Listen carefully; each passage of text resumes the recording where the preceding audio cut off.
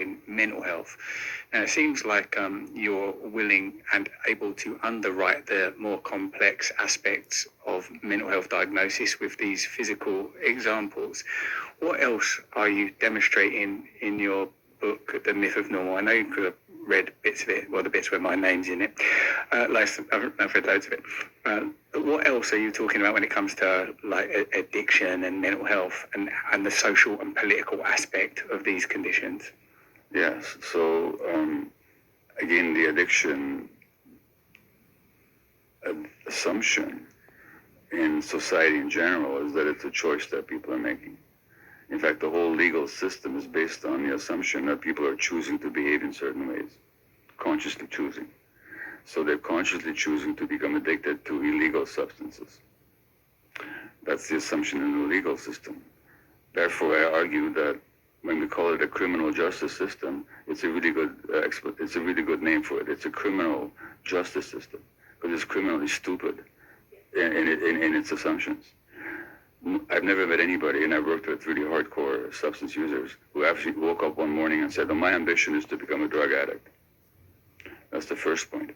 Second point is that the medical assumption that we're dealing with an inherited brain disease is equally false. So that there's very little evidence, despite what they say, for any genetic causation of addiction. What we're really looking at, and let's just do a little experiment here. I'll give you a definition of addiction and get you to participate. I'm speaking to the audience here and also to my interviewer.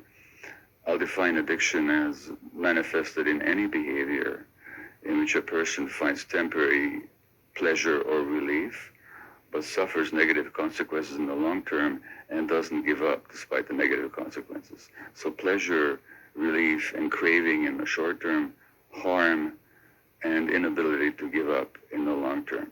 Now notice I said nothing about drugs. I said any behavior. So it could be substances, cocaine, crystal meth, caffeine, nicotine, whatever, alcohol, heroin. Yes, also gambling, shopping, sex, pornography, eating, self-cutting, anorexia, bulimia, work, internet, gaming, extreme sports. The issue is not the behavior as such, it's the internal relationship to it.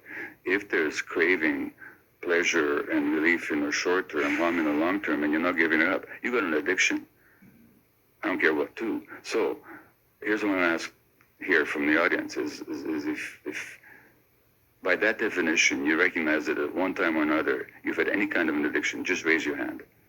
Okay, so what we got here is the vast majority, if not everybody, okay?